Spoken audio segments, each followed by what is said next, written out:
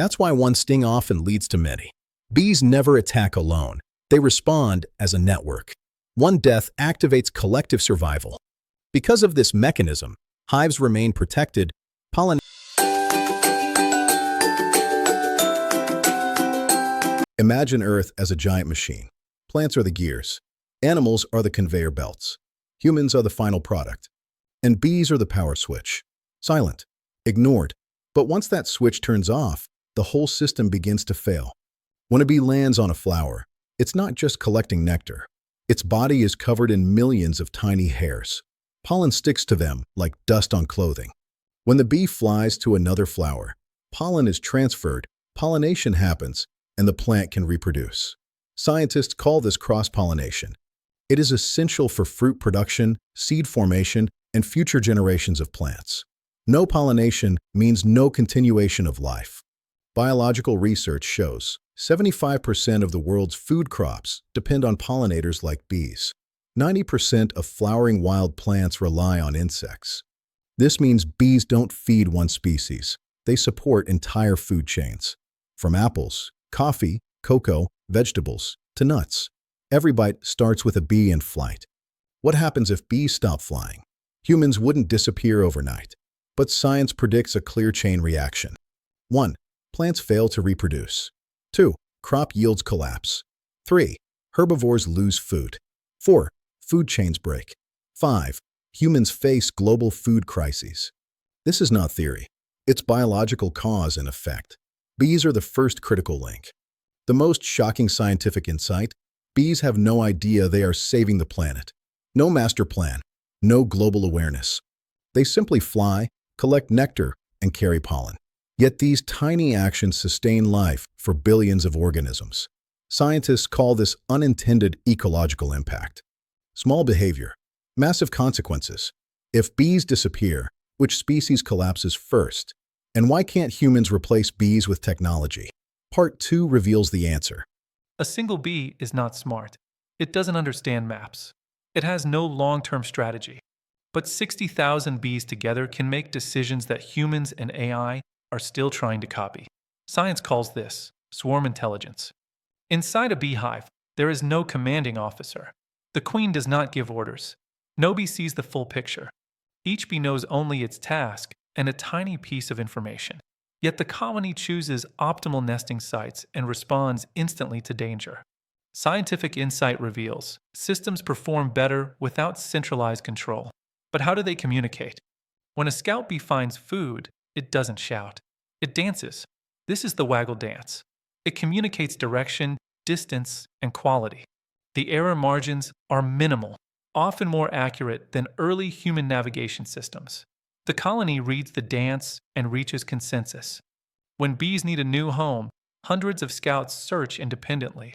They return and dance to promote their site.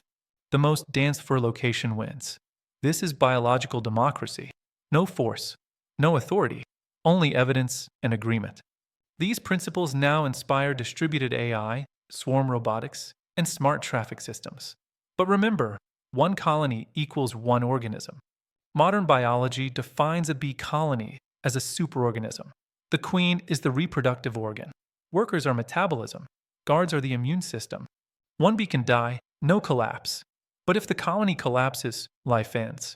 Life here doesn't exist in individuals, but in connection. Why are bees willing to die to protect the colony? And why is this one of nature's most brutal survival mechanisms? Part 3 reveals the truth. Very few creatures attack knowing they will die. Bees do. When a bee stings an intruder, it is not defending itself. It is defending the colony. And the cost is its own life. The sting is a one-use weapon. A worker bee's stinger has barbs.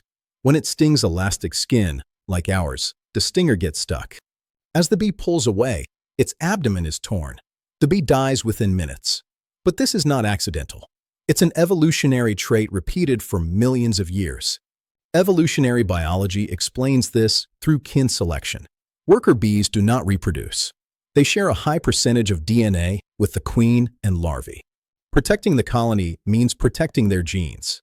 The individual dies, but the genetic line survives. This isn't emotion. It's biological math. One death triggers the entire defense system. When a bee stings, it releases an alarm pheromone. The scent spreads rapidly. Other bees detect it, and the colony switches instantly into attack mode. That's why one sting often leads to many. Bees never attack alone. They respond as a network. One death activates collective survival. Because of this mechanism, hives remain protected, pollination continues, and plants keep reproducing. Many human meals exist today because of deaths no one ever sees. Life doesn't always favor the strongest individual. It favors the most stable system, the strongest connections. Bees survive not because individuals are brilliant, but because they sacrifice at the right moment. If bees disappeared, how fast would ecosystems collapse? And what can humans still do before it's too late? Join us for Part 4, the final chapter. Bees don't disappear overnight. They fade away slowly, and that's what makes it dangerous. No explosions, no instant disaster, just nothing keeps growing. Ecological simulations show exactly what a bee-less world looks like. In years 1 and 2, fruit yields drop noticeably. Our food becomes less diverse. By years 3 to 5, many plants fail to reproduce. Herbivore populations decline rapidly. After 10 years, food chains collapse.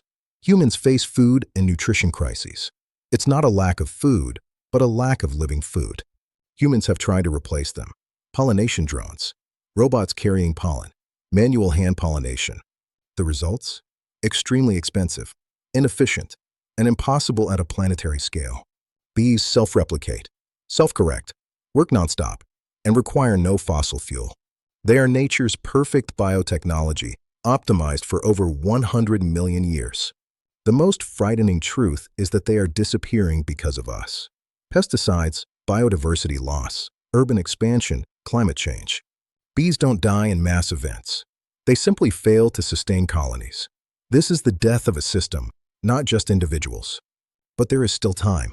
Planting native flowers, reducing pesticides, protecting habitats. Small actions can save a massive link. Because saving bees means saving plants. Saving plants means saving food chains. And saving food chains means saving us. Bees don't know they are holding the world together. They don't ask for gratitude. They only need space to exist. If a tiny creature can sustain life on Earth, then life isn't about dominance, but about balance.